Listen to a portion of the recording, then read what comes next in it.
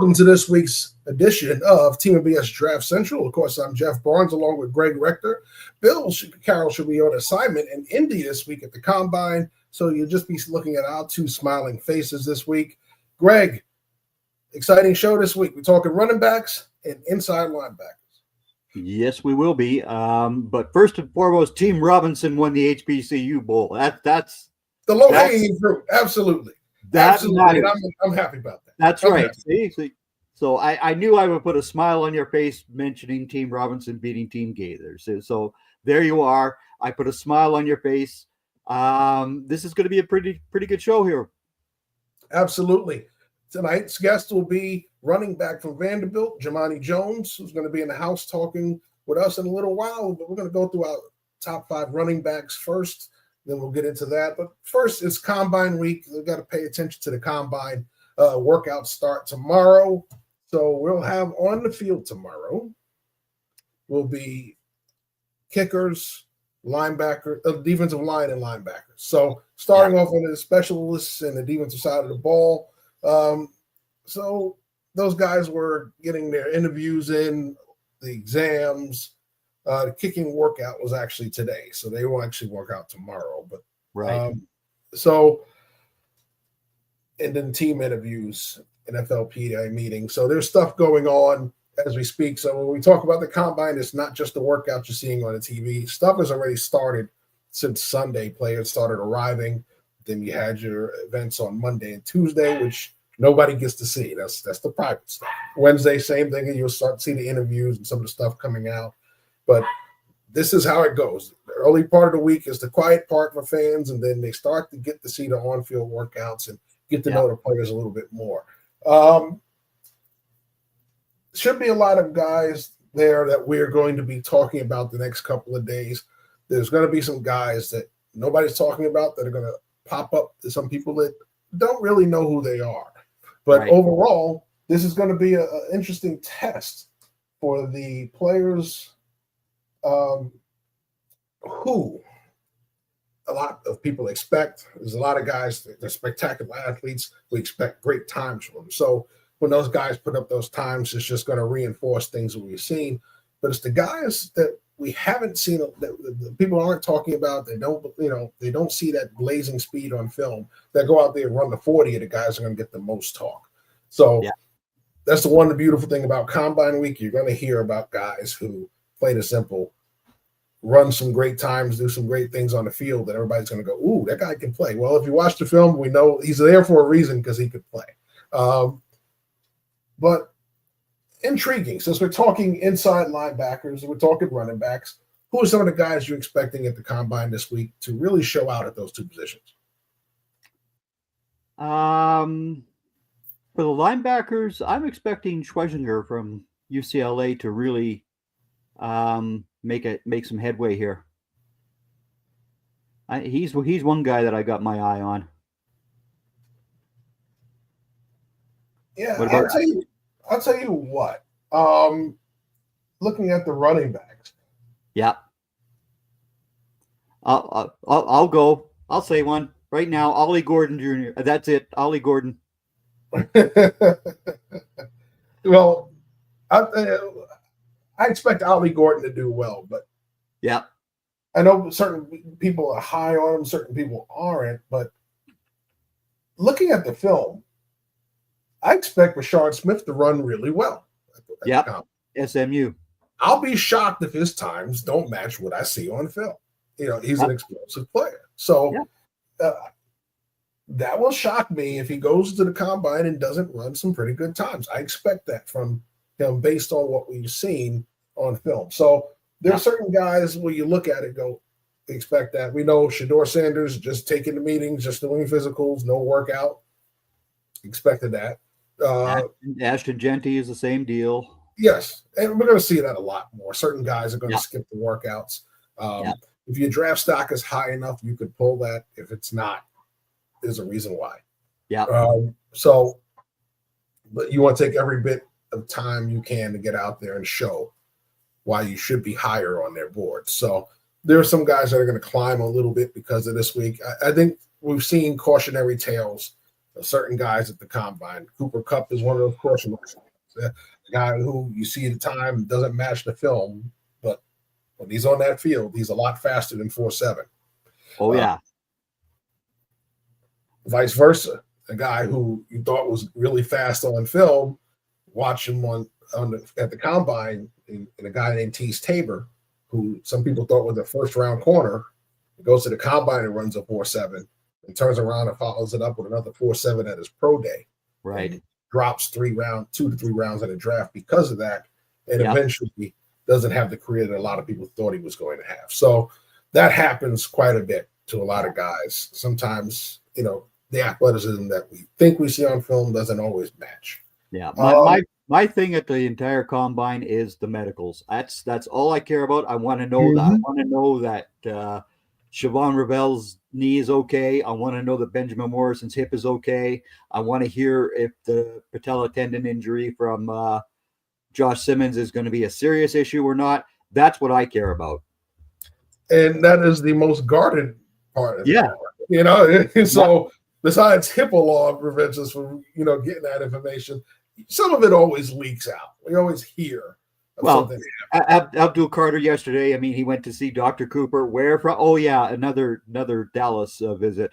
All these guys come to see Dr. Cooper when they need their surgery and when they need their fitness stats. They all come see Dr. Cooper.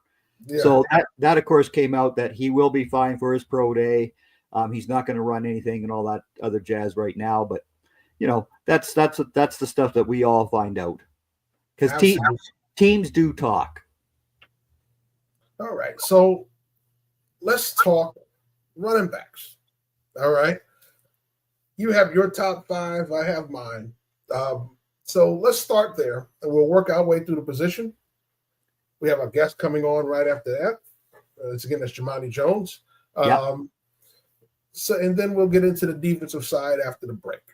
Yeah, betcha. Right? So I'm going to let you kick off your running backs first. So I'm going to throw those up and take it away, Greg. All right. Well, the man I still believe should have won the Heisman Award this year was Ashton Genty, and he's my number 1 running back. Marion Hampton, North Carolina Tar Heel, number 2. I've got the 2 Ohio State Buckeyes guys, and this was, I could have put Quinshon at 3 or Trayvon at 4. I could have flipped either one of them. And then I've got Caleb Johnson from Iowa. And these are just, my top 5 running backs. This is a very deep running back class. It is very deep. We could do a whole show on our bottom 15 guys as well. This has got a lot of guys. 2017 was a record. It had 30 running backs drafted, and 2011 had 29 guys drafted. This year, I think we might see the 30 mark eclipsed. So, yeah, those are my top 5 guys. All right. So I'm going to pull up my top 5, and we'll go from there. All right. So I have the same 5, just not in the same order. 1, 2, and 3, we agree. And most people agree on this. Most people have Jonty at 1, Hampton at 2. Now, Henderson I have at 3, but I have Caleb Johnson at 4. And I like him a little more than Judkins. Now, Judkins was almost replaced too because there were a couple of guys that were teasing me at 5. One of them was Rashard Smith from SMU. Dylan Sampson from Tennessee was another one. Yeah. All right. So there are some guys that we could have pushed up there. Ollie Gordon was another one. We'll talk about all those guys in a minute. But for me, why I like Johnson a little bit more, I think he has a little more juice than Judkins on the long runs. And if you watch him on those long runs, it looks like he's not running fast. But he is. You watch him break away, and his stride is so long. It almost looked like he's not really running hard. Yeah. And he has a nice long stride. And when it opens up, his speed just continues to build. The thing is, though, his max speed is going to be the question. Same thing with Judkins. Their max speed, right? Was the long question for those guys on the long term. But overall, he has a lot of juice in him, just like Judkins, a lot of power in the tackles, excellent vision. when it comes to reading the hole. And I think he has one up on Judkins, the fact that he's played in that Iowa offense, which uses a lot of pro-style concepts. It's all pro-style. Yeah, so they utilize the fullback. So if he goes somewhere where they utilize a fullback, he understands lead blocking. Not one of those guys who's played in spread all the time, who doesn't have that fullback to follow. You got to basically train him to understand where the fullback's going and how to, follow through the hole. Follow the hole. That's right. So that's one of the hard parts about, nowadays is you don't play with a fullback and you finally get one. You got to learn how to follow him. Exactly. I want to go back to Ashton Jeanty because there's been a lot of question marks about his receiving ability. Did you guys not watch his junior season? Oh, guess not, huh? He only had 43 receptions for 569. I mean, a 13.2 yard average. This year, he was only, received the ball 23 times. This is why we do what we do, folks. We watch these players as juniors, as sophomores, as freshmen, and it goes back. It even goes back to Mr. Irrelevant Brock Purdy being picked. And I said, did you guys not watch him as a junior? Oh, you didn't, huh? Okay. But yes, Ashton Jeanty can receive the football very nicely. Thank you very much. Well, I think that's one of the most underrated parts of his game. While he's not going to be Christian McCaffrey, no, he's very capable of catching the ball in space and making plays. And, I think one things we're going to look at with him is how to utilize him in the passing game. Are you going to utilize him more as a check down option? Are you going to utilize him out in the routes? That's one of the questions because that's not where Boise really utilized him a lot as a pass receiver. So I think that's where we look at it and say, okay, where do we go from here with him? Yeah. The cough, give me 1 second. Sorry. All right. Let's see. Doing a lot of talking. Got to stay hydrated. I think that's the main thing is, do teams see him in that way? Are you going to utilize him like that? Or are you going to pair him with a back that does more of that receiving type role and allow him to run the football between the 20s and in the red zone and pull him out on third downs and let somebody else do the other stuff? Spell him a lot more. Exactly. So that's the question. And the other question I hear about Ashton Jeanty is his 374 carries was way too much this year. Blah blah. Yeah, okay. The NFL isn't going to use anybody 374 times in the backfield. No. So guess what? He'll get his 250 carries and he'll be just fine. His wheels will be just fine.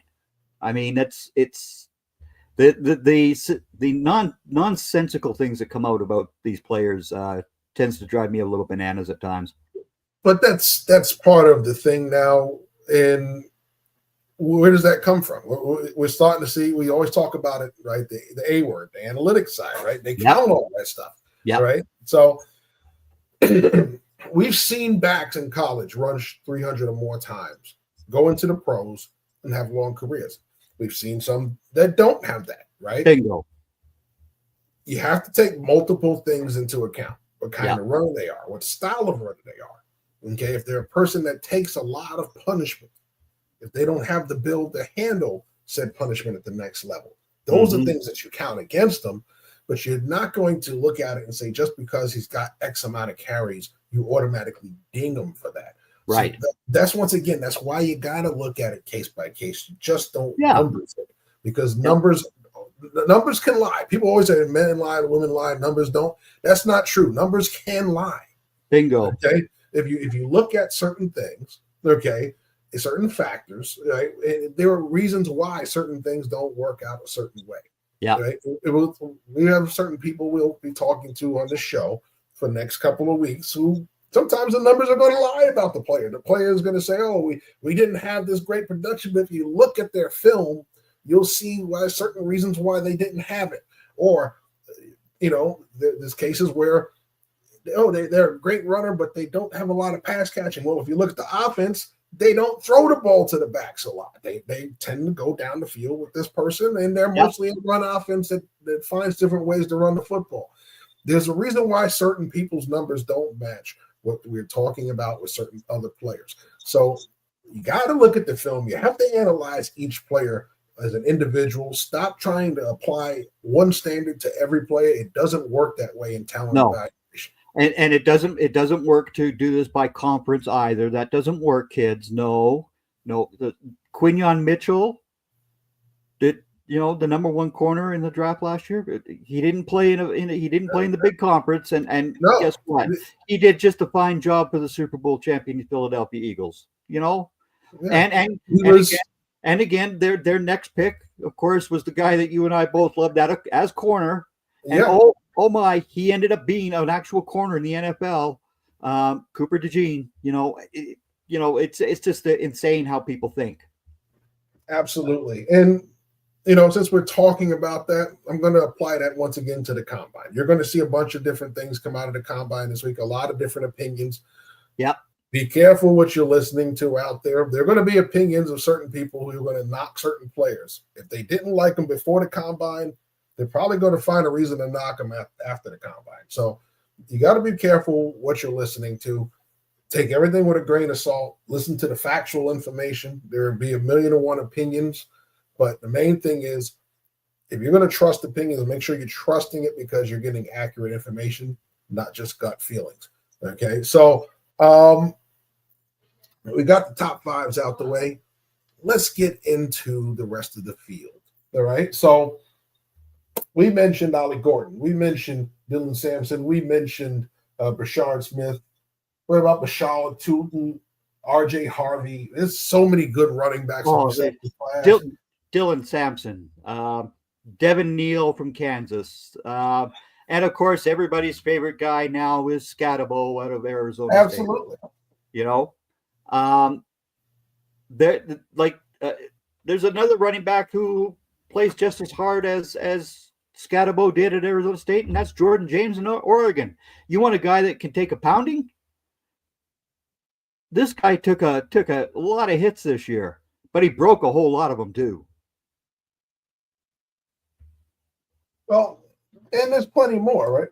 We talk about all these running backs. I remember a year ago when Michigan won the national championship, and we were talking about, their running back room. Oh, they're going to have running backs going at the top for years to come, right? We talked about Khalil Mullins, Donovan Edwards. A lot of people have them late day 3, So that's how deep this class was. These guys are really good runners. They're not bad. So in a weaker class, they're probably going day 2, early day 2. So I think when you look at this class and the amount of talent in it, you're probably going to see the ones that people feel they have to have early, go early. Yeah. And then it's going to be day 2. We'll get to the back end, maybe that second part of day 2, late second, early third. You'll start to see a couple more go. And then as we get to the back end of the third and that early fourth, there's going to be a run on running back. Because now it's going to be like, okay, we're getting to our draft board. We've picked over the defensive end. We've picked over this part. We picked over receiver. We got a bunch of receivers here that we may not feel are highly rated, but you got a lot of log jam of running backs on the board, on the top of people's boards at that point.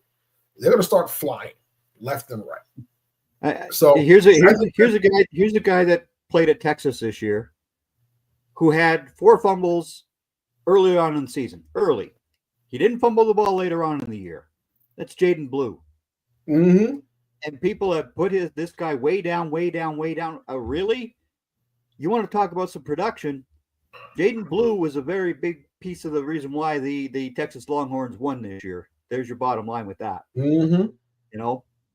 And again, if somebody grabs him in 6 or 7, I remember another guy that I said was going to go late in around it. Isaiah Pacheco. Absolutely. It doesn't just because you're not one of these first round guys does not mean that you're not going to be able to come in and contribute to an NFL team. It's just the way that this works is different from where so many people's mindsets are. Absolutely. So speaking of running backs, we have one hanging out with us tonight. So without further ado, we're going to bring on Vanderbilt running back Jamoni Jones. Jamoni, welcome to the show. Hey, how y'all doing? We're doing fine. We're getting to talk to you, so we're in good company. Yes, sir. I'm liking y'all top fives y'all got going. Them top five, they some guys for sure. They're up there. The beauty of it is, though, they may be the top five, but we've got you on here for 15, 20 minutes to talk about Jamoni. So let's talk about it. And I'm gonna let Greg start the questions off. But you started out at New Mexico State. You ended up at Vanderbilt this year. But tell us about your thought process about switching schools. Yeah, it wasn't really a no-brainer for me. As soon as I found out that Coach Kill was going to Vandy and my offensive coordinator going to Vandy, and then my running back coach going to Vandy, at that point it was like a no-brainer for me. I was going with them. All right, Greg, fire away. Well, Monty, I'm not a huge SEC rose-colored glasses guy, like so many people have their rose-colored glasses on about that conference. But the private school in Tennessee that you attended beat up the Crimson Tide. What was that like on that sideline that day? What was that feeling like? It was unimaginable. It was like David versus Goliath. Like Yeah. it's hard to explain the feeling because like it's like surreal in the moment of it. Seeing the fans rush the field, seeing the fans tear down the stadium, tear down the goalpost, taking the goalpost all the way down to the river on Broadway. All the way down. That whole moment was like the craziest feeling in the world. And I'll remember that for the rest of my life. I'll tell my kids that, tell my grandkids that story. That's just different. No doubt. So at New Mexico State, did you prefer doing the outside run, or do you prefer going up the middle? I feel like I'm more of a downhill, so I say up the middle. There you are. That's a true running back. If you don't want to follow that center or your guard, I don't understand not wanting to follow those big boys, right? Yes, sir. I'm more of a bigger back anyway, so like it's better for me to go downhill. Yep, exactly. So with you transferring over to Villanova this year and you guys coming up with that big win against Villanova, but the rest of the year was awfully good for you guys. It sure was. Getting that big win against Auburn for the bowl game, and then playing Kentucky at Kentucky. That game was specifically just for Coach Lee because like he's a very passionate coach, and then his last like SEC road win was against Kentucky. So like that was like a big game for us. That was like basically the Super Bowl for us. So we had to win that game. Playing Mizzou at Mizzou close 3 overtimes. That was crazy. Just playing in the SEC in general was like the craziest feeling in the world. It's nothing like SEC is hands down the best college conference. Well, in terms of the fandom and things like that, I might agree. But those boys up there in the Big Ten, they got a message for you. They got the national title this year. Yeah, I played a Big Ten team when I was in New Mexico State.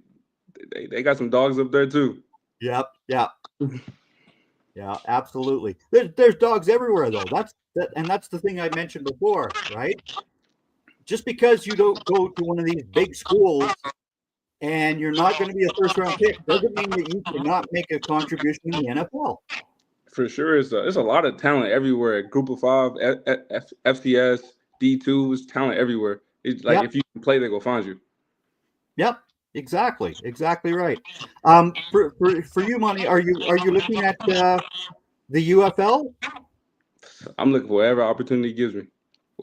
Wherever God takes me, I'm taking it. Yeah.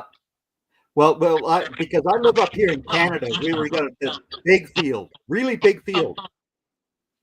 And you know, there's 9 teams up here that you know they need running back. I play in the CFL. I ain't got no problem. There you go, man. Got no problem with that. Whatever opportunity God bestowed on me, I'm taking it. There you are. Go ahead, Jeff. All right. So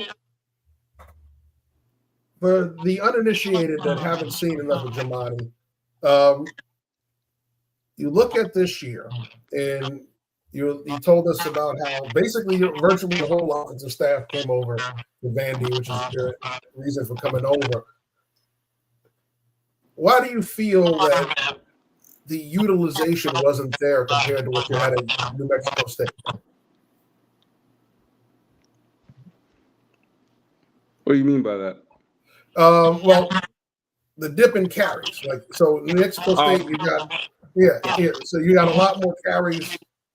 You came over with your former staff, but you didn't get the carries. And granted, you had Alexander and those guys there as well, but it seemed like the carries went way down. Yeah, honestly, I couldn't really answer that question. Just like you said, Seti, AJ Newberry, all them guys, they're really good. They're really good backs. You go see them probably the combine, the draft in a couple of years. I just wanted to roll. I got my role, which was special teams. I played my role. Yeah. Okay, and you're a bigger back, so you may get teams that look at you and say, we can utilize him in that dual role. We've seen it with certain players, Hunter Lipke being one, who was a guy who played running back, got moved to fullback. He gets that fullback role. He gets a couple of carries, but he's doing a lot of blocking and pass catching. So would you be comfortable if they asked you to do that, being that you're such a big body guy? Wherever they need me, I'll do it.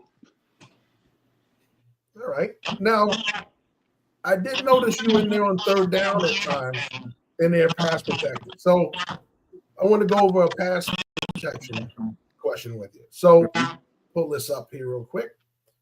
All right. So a lot of teams run that double A gap front where they give you different looks. They're going to drop out. They're going to come in. Let me know in this front, you have a big on big protection on, right? Where your eyes are going to go looking for the blitz in this. You got a double A gap blitz? Yeah. Yep. It depends if they're doing a crossfire. If they cross the center first, he's taking him first, and I take the other guy. Other than that, I'm going straight A gap right to that middle linebacker. Perfect. All right. Yeah. So we've talked about what you like to do. You like to run between the tackles. Sir. Give me your favorite runs on the inside. Power. Power. Yeah.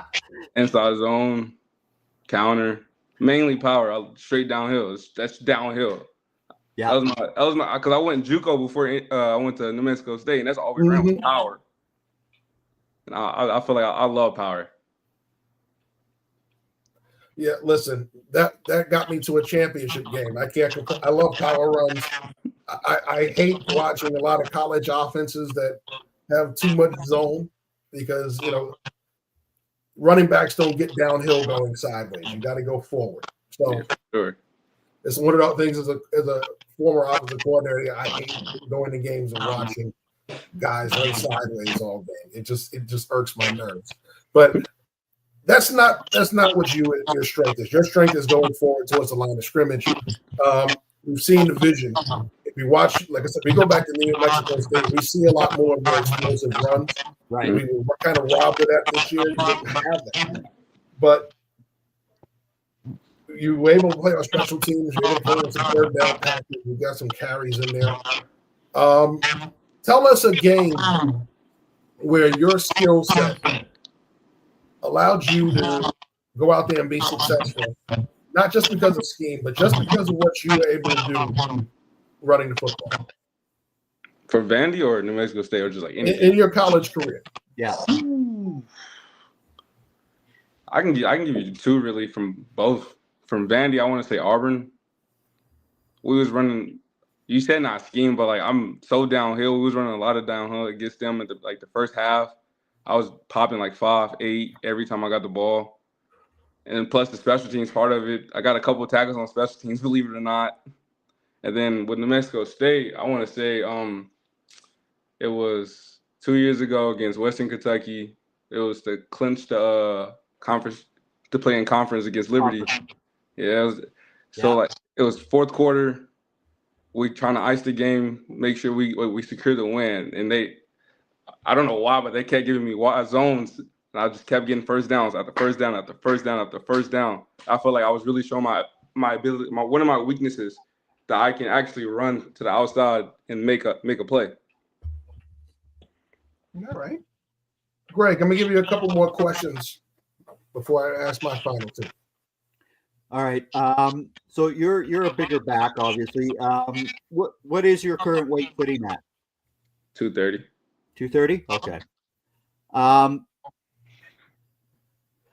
If you got a special teams opportunity,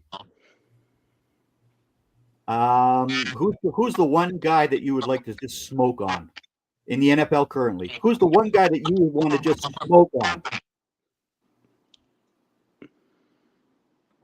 I have to say, I don't even know if this guy even plays special teams, but like just being able to tackle Tyreek Hill in open space would be like a Tyreek great Hill? Yes. That would be the guy. Yeah, just open space is mano a mano, and I win. Yeah, I'm taking that every day. Well, I think you'd have to face Waddle before you'd have to face Tyreek. But yeah, I'll take that. I'll take that on too. Yeah. Perfect. Any more, Greg? Oh, I'm good. All right. So, see, I lost it for a second, so I'm going to pull it back and figure out what it was.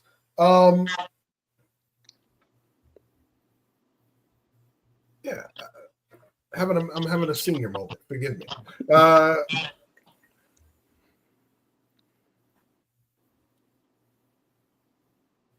Let's talk about next level. So you talked about you're willing to play any position. Sometimes it comes to playing any league. Sometimes it's a numbers game in camp. You just don't make the roster. You end up having to play somewhere else and come back. We're seeing a lot of guys go to the UFL, play a season, and come back. Is that something you see yourself doing if the camp numbers don't work out? Yeah, for sure. My running back coach always told me, like, what am I, plan A, plan B, plan C, plan A, NFL, plan B, UFL, plan C, CFL. Like, I will play any league. I love football so much. It's like I don't see myself doing anything else. Gotcha. Lastly, so let's talk about your running style is very power. Usually we have somebody, when you're growing up and you're playing the game and you start to identify with somebody. For me, when I was a corner in high school, there was a cornerback named Isaac Holt, who I realized was a lot like me. He wasn't the greatest athlete, but very technical and was very good at being in man coverage and being in phase for the most part. Excellent in zone. So I modeled myself for many years until I got older and was physically better after him. Who was that person for you? So initially, I was born in St. Louis, so I grew up a Rams fan. So I always admired Steven Jackson. I don't know if you guys remember him, but yeah. Okay, so now I'm 60 years old, Jamoni. I remember. Okay, I'm old. I remember these guys. Well, yeah, Steven Jackson was after my playing career. So by all means, I remember him very well because at that point I was coaching and praying for a running back like that. So yeah, Steven Jackson was my guy. I remember going to a Rams game as a kid, seeing him in person. Like, his running style was just vicious, just very vicious. And I think I run like that. I think I run very vicious. Yeah, I got to definitely agree with you, especially that Western Kentucky game that you spoke about. I mean, I remember watching that game, and you were spectacular in it. I mean, you were just smoking guys. Yeah, I appreciate that. All right. So what's the plan going forward for this draft process? When is your pro day, and when are you working out currently? Right now, I'm in Houston working out at with Derek Blaylock at Arm Sports Performance. My pro day is March 19th. Time TBD. I couldn't tell you that. All right. So we're hoping that you do well. We're looking forward to your workout. Keep, stay safe. Don't, hopefully no injuries.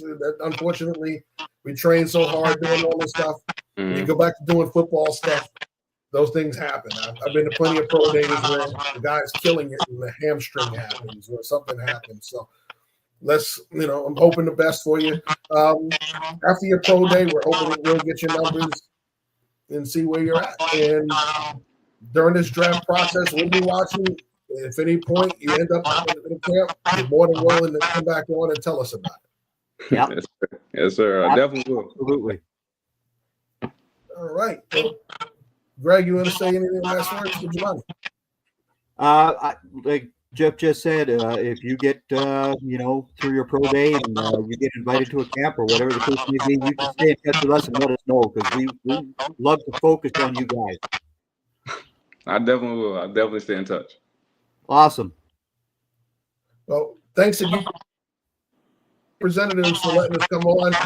They're great. It's been great talking to them, trying to get you guys on. We appreciate you, especially short notice that you're coming on. Like I said, all the best. We're anxious to see how you do on the 19th of March. Did I get the date right? Yeah, it's March 19th. Perfect. There you go. Yeah, my memory works, folks.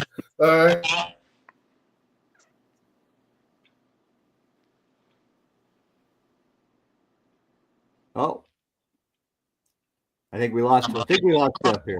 All right. So Jamoni, again, you keep in touch with us, and we'll stay in touch with you as well. And let's see you running out football for somebody. Yes, sir. All right. Take care. You too.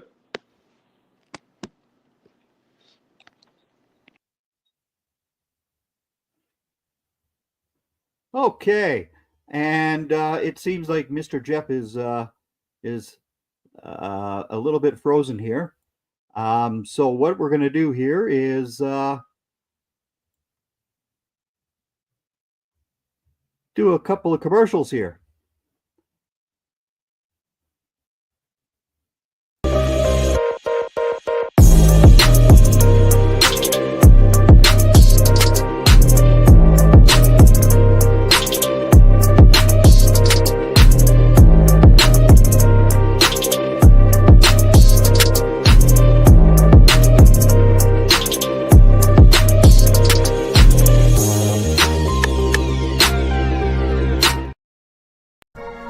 In 2006, we founded Yeti Coolers with a simple mission: build a cooler we use every day if it existed. One that was built for the serious outdoor enthusiasts rather than for mass discount retailers. One that could take the abuse we knew we'd put it through, out in the field and on the water. One that simply wouldn't break. We decided early on that production innovation would come from necessity and first-hand experience, not from market research and data analysis. Today, Yeti products perform when it matters most. Whether Draft Central is looking for an official sponsor. As the official sponsor of Draft Central, you get product placement in every episode, commercial advertising, and your logo on all Draft Central merch. Contact us at info@TeamMBS Media for more information.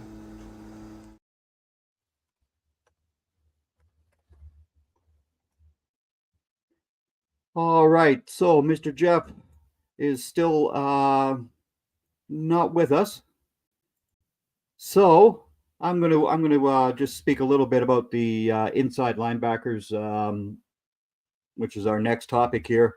Middle linebackers seem to be disappearing from the game because every team is going with the two linebacker sets. The days of Jack Lambert and big boys like that up the middle and Urlacher and all that fun sort of stuff seem to be long gone. The guys that line up as a middle linebacker this year, there's several guys who have definitely got the size that you want.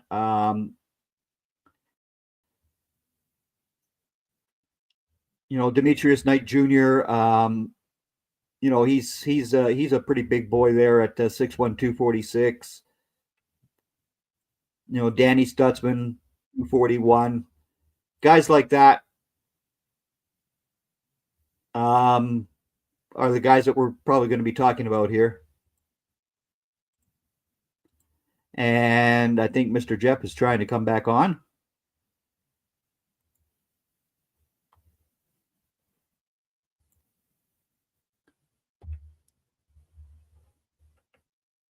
And what are my thoughts on draftees doing interviews and medicals only? Julio, that's absolutely fine by me. That's basically the way of the world. These guys don't need to prove themselves running a 40 or doing a broad jump or pumping up iron. So it's fine by me. Absolutely fine with me. And nope, Mr. Jeff is not coming back as of the moment. I wonder what's happening to Jeff. Yeah, if you guys want to comment, go ahead. If you want to like and subscribe to our show here on YouTube, that's also a very good thing for everybody to do, is to like and subscribe for our channel. And again, the middle linebacker class is definitely something that, being an old guy, I remember oh so well. But there's not too many of them. There's a lot of Sams and a lot of Wills out there. There's not too many MLBs anymore.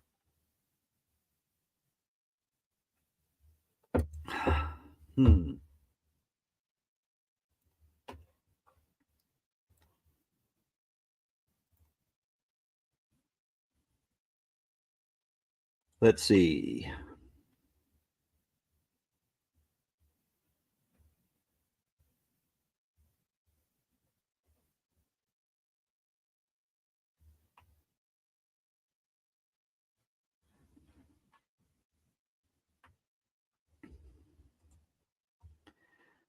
All right, while we're waiting for Jeff here, I can give you my top 5 linebackers. As far as middle linebackers go, Kobe King out of Penn State, Derek Jackson out of Kentucky, Cody Lindenberg out of Minnesota, Olafemi Oladajo out of UCLA, and Easton Mascarenas Arnold out of USC are my top 5 linebackers.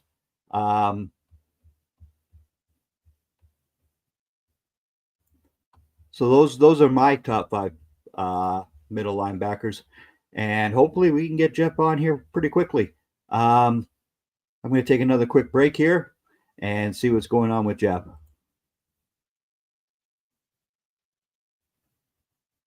Streetwear is not dead. The next wave of black fashion comes out of the Bronx, New York. Rich Kid Clothing, picking up where FUBU, Rockaware, and Kyle Kanai left off. Rich Kid is for the next generation of Get Fly fashion heads. Use promo code MELLOW23 for 15% off your next order. And for orders over $100, there is free shipping. Again, use promo code MELLOW23 for 15% off your next order. Draft Central is looking for an official sponsor. As the official sponsor of Draft Central, you get product placement in every episode, commercial advertising, and your logo on all Draft Central merch. Contact us at info@TeamMBS Media for more information.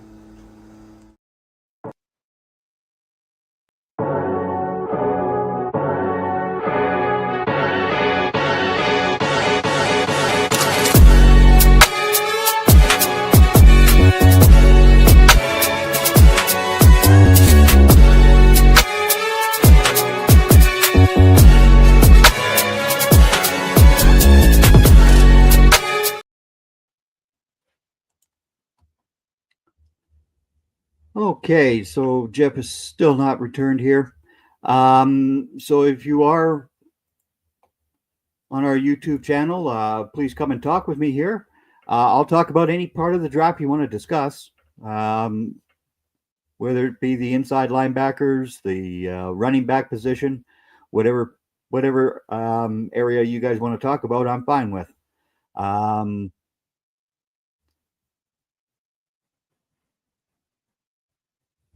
Okay.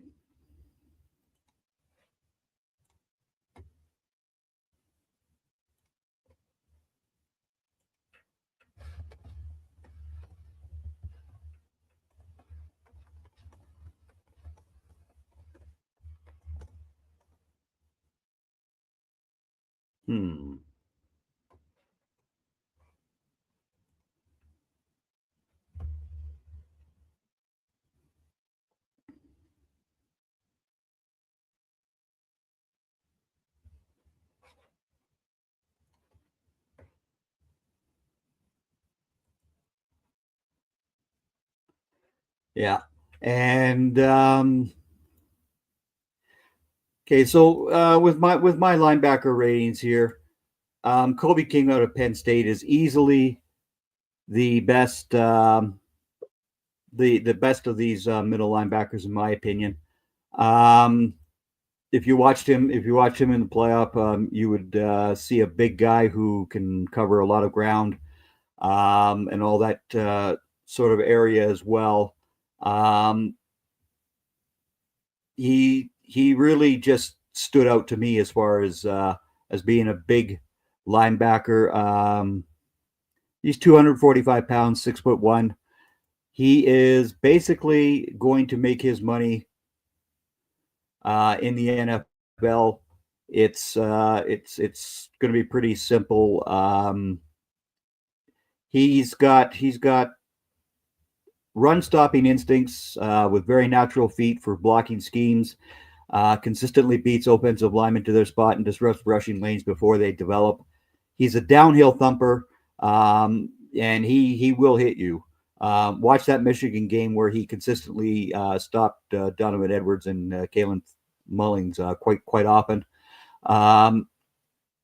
He's got stack and shed ability against guards and fullbacks, using powerful hands to maintain separation while tracking the ball carrier.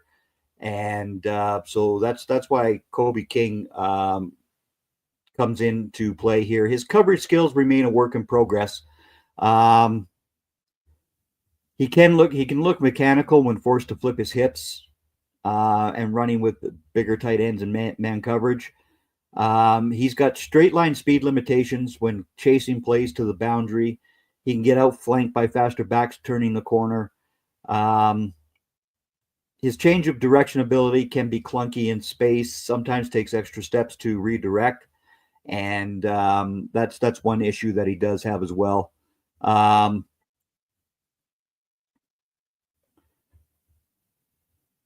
So let's go into my little scouting report for each one of these guys then.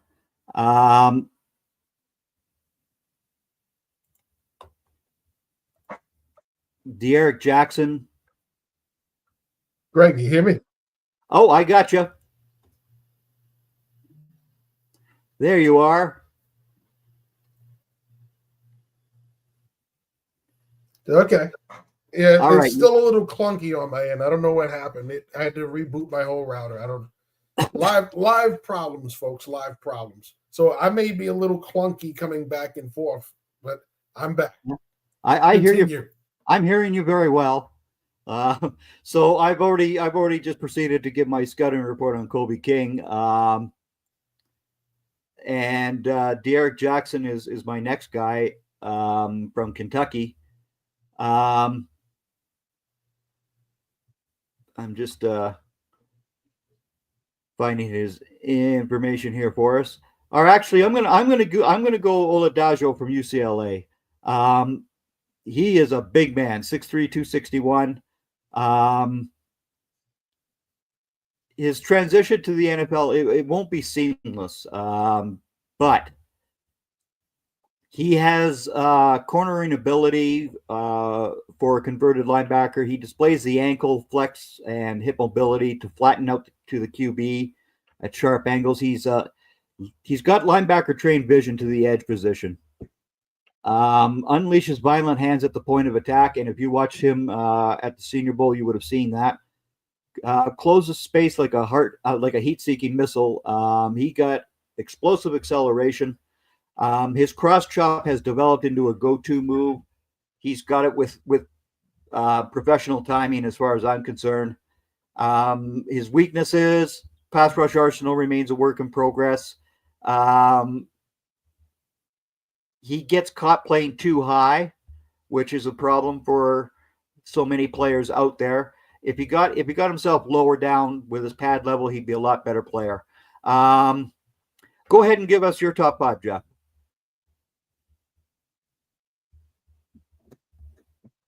All right, so I'll throw mine up now.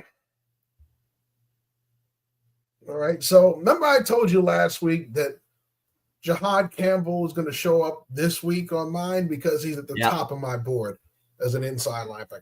I think his size and athleticism and intelligence make him into a fine Mike backer, especially when you're talking about sub packages where you only have 2 linebackers on the field most of the time, sometimes 3. All right, so I think that's where you look at it and say, who are going to be the guys? You have to have 2 studs now. You can't just have 2 good linebackers and a serviceable third. You have to have 2 real studs on the field that are going to play all the time. So I think right there, when you talk about it, Jahad Campbell has the intelligence, the size, and the ability to slide inside as a full-time Mike backer and be very, very capable of not only running the defense, but making plays from that position. Danny Stutzman is my second one. Okay, another one. Once again, talk about light boxes, guy that can easily fit into a Mike with his athleticism and traits, a thumper as well. So Stutzman makes my number 2. Demetrius Knight. I see him a lot as an outside linebacker, but when you look at his body type, that is a Mike back. To pass, to cover out of the backfield, I'd slide him to the Mike. I think as an outside backer, he's too easily matched up in some bad matchups and pass coverage. Putting him at the Mike, I think, makes the most sense for him. Jeffrey Bossa, a guy that has the body type that can play either or. Right. But skill set wise, I think he fits a Mike mold. So that's why Bossa slides in as a Mike. Kobe King is my 5. And I think you look at it, the reason why Kobe King is a 5, because like I said, those guys athletically, I think a little bit better. But overall, people see him in certain different places. Like I said, to me, Campbell, a lot of people.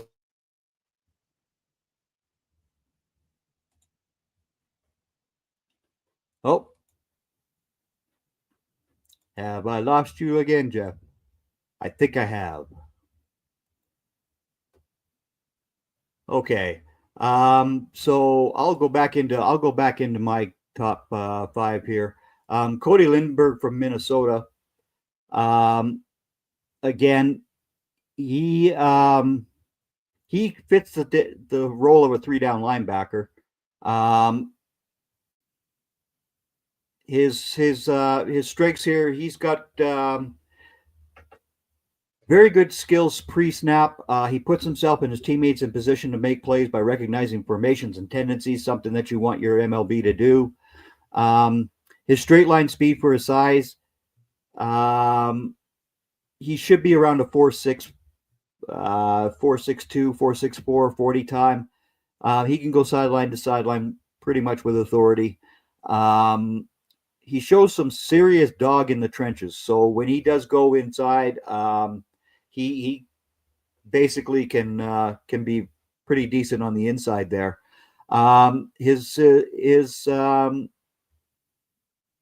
He very rarely gets caught against the run. So that's something, again, that you want your downhill middle linebacker to be able to do here. In zone coverage, he pattern matches very well. His fluid hip transitions and spatial awareness to stay connected with crossing routes. He's a very reliable tackler who breaks down well in space and drives through contact. His weaknesses would be his injury history. He missed time in 2021 and 23. He can be over aggressive, sometimes attacking downhill. Man coverage skills remain a work in progress. He can have a little bit of a hard time dealing with receiving backs in space, but again, that's Cody Linderbaum for you. Okay, so now I'm going to find you guys Mr. Jackson.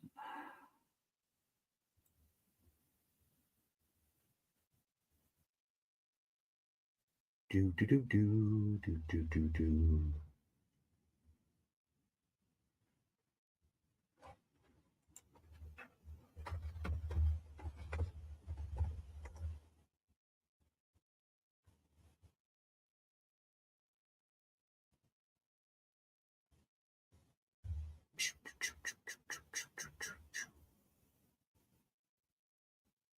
Where is my information on Mr. Jackson?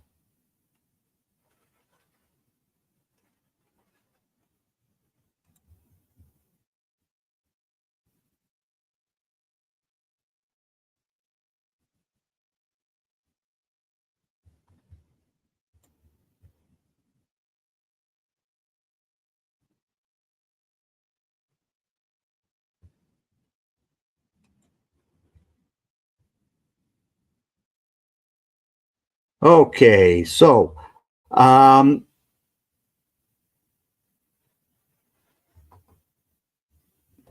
he's got an NFL ready build. He's running around that 245 mark already. He's got excellent instincts. He often diagnoses plays quickly. He's got very good first step. He's got big game performer with experience in high pressure situations. When you play in the SEC, yes, you face a lot of high pressure situations. He generates impressive power as a tackler. He's an effective blitzer. He's got good lateral agility for his size, and basically his area of weakness. He's not real elite sideline to sideline. He may struggle against some faster NFL offenses out there. Again, though, he may very well end up being more of a special team guy who gets to have the ability to move up and progress with good coaching, etc. So let's just see here.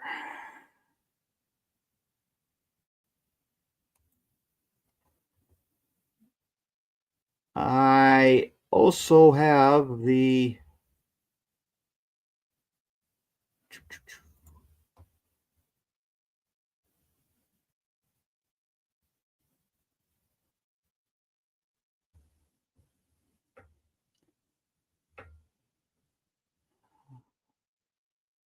okay. Now a lot of these guys are being listed as edge players and linebackers.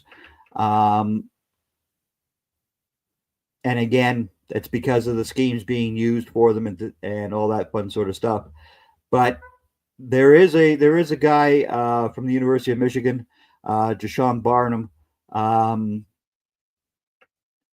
He needs to leverage his strengths, which is run defense and pass rushing, but he needs to improve his coverage skills.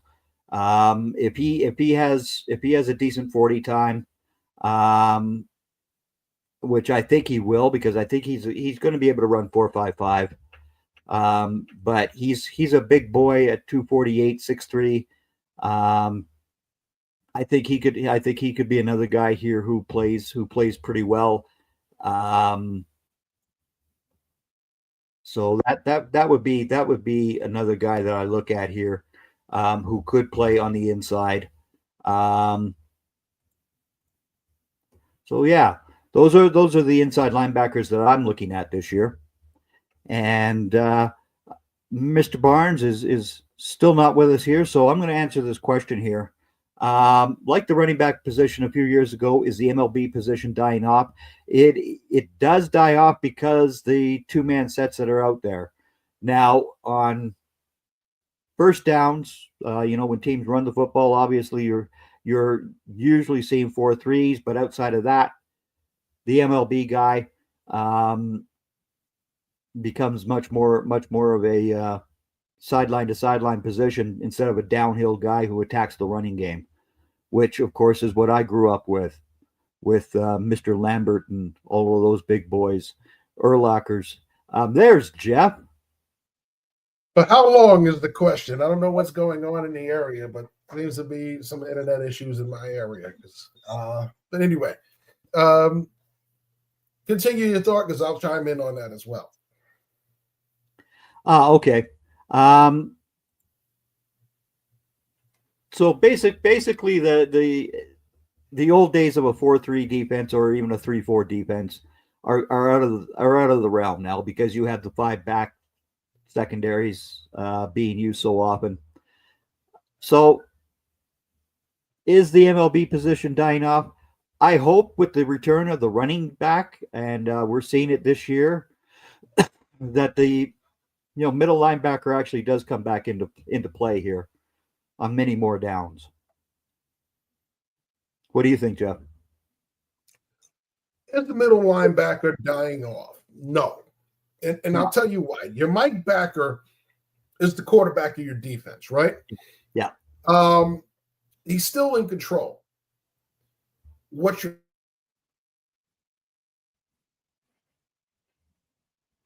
defense is still use 3 backers, they'll only use 3 linemen. All right. Yeah. What will happen with that third backer is he's tended to be a pass rusher. So he's going to line up.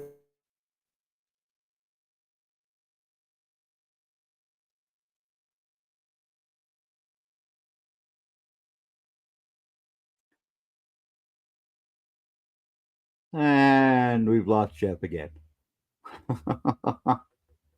But again, the middle linebacker is just used differently now than they were in the past, obviously. All right. So did we learn the running back is important after this past season? Absolutely. Running backs are very important. Saquon Barkley was my regular season MVP. Jalen Hurts deserved it in the Super Bowl, but my regular season MVP was Saquon Barkley. I've already said Ashton Genty was my Heisman Trophy winner. So again, the running back, Jahmyr Gibbs, Bijan Robinson in the past couple of drafts have also gone very early in these drafts. So again, the running back position, Derrick Henry made a huge difference for the Baltimore Ravens this year. And it's good to see because the days of the 450-yard 5 touchdown pass games should have ended. And to me, the real position in football was always the running back versus that middle linebacker. When you had Dick Butkus out there and the Jack Lamberts and guys like that who would just go out and destroy people, that's football. So again, that's the way I look at this. So yeah, that's basically how I feel about those particular questions out here tonight. And again, since Mr. Barnes is not able to connect with us here, I'm going to again, I'll answer any questions anybody has here. Fire away at me. I'm open and available here. And yes, Joe, did you see that? I mentioned your middle linebacker guy from the University of Michigan. But again, with the combine this week, some of these guys will move up in rankings. I hope. Schlesinger, that kid from UCLA is outstanding. The young man that I also had from USC is also a very good player as well.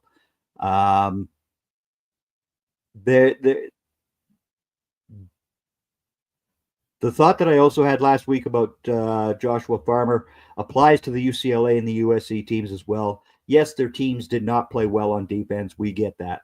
But these players are capable of being NFL-type players. Am I saying that they're first round draft picks? No, obviously. Again, it's to each their own as to where everybody rates these guys. These guys, to me, will all be NFL players. The 5 guys that I've listed, some of them will be second round guys. Others will be the 3rd, and others will be 5th, 6th, 7th. So that's what you end up with. All right. So what we're going to do here is call this an evening, and everybody, I want you to all take care, and we will see you next week on NFL Draft Central, teammbsmedia.com. Like and subscribe to our YouTube channel, and everybody take care.